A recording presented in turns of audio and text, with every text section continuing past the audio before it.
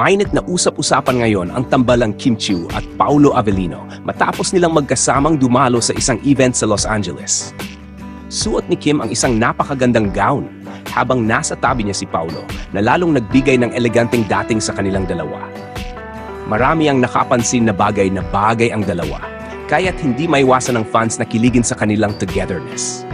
Samantala, kinabukasan matapos silang lumapag sa Los Angeles, spotted agad ang dalawa na magkasamang nag-jogging.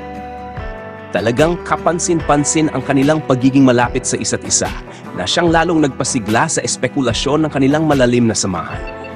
Bukod pa rito, maraming netizens ang hindi napigilang magbigay ng kanilang reaksyon sa social media. Marami ang natuwa at kinilig sa mga larawan at video ng dalawa, habang ang iba naman ay umaasang may special na ugnayan na nga silang dalawa. Sa kabila nito, nananatiling pribado sina Kim at Paolo pagdating sa kanilang personal na buhay, kaya't patuloy na sinusubaybayan ng kanilang mga tagahanga ang anumang update tungkol sa kanila.